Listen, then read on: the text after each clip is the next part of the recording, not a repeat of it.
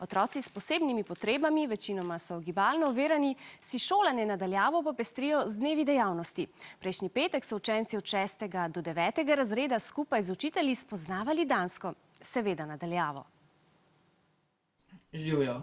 Dan dejavnosti je potekal preko Skypa. Bomo še nekaj trenutkov počakali, da se vsi pridružimo na dnevu dejavnosti, ki je danes posvečen Danski.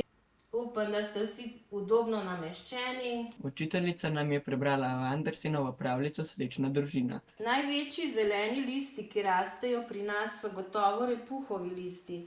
Če si takega podržiš pred trebuščkom, je kot pravi pravcati predpasnik. Na to sem jaz podrobneje predstavil Dansko. Danska je predvsem znana po Lego kockah, zato smo učenci od 6. do 9. razreda sestavljali iz Lego kock. Izvedeli smo tudi, da so Danci najsrečnejši ljudje. Kako ti se zdi dan dejavnosti, Danska? Super je bila. Bilo mi je ful všeč, ker smo te kocke sestavljali, kaj pa te? Meni tudi.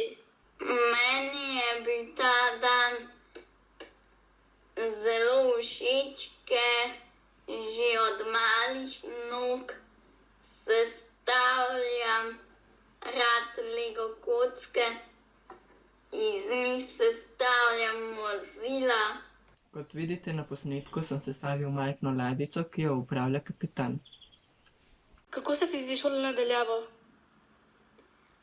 Ja, zelo organizirano, pa všeč mi je zelo. Meni tudi. Čeprav je pa zelo naporno tako. Ja, jaz pogrešam šolo. Jaz tudi, ko smo se lovili po kleti, pa imeli popoldanske dejavnosti pa tako.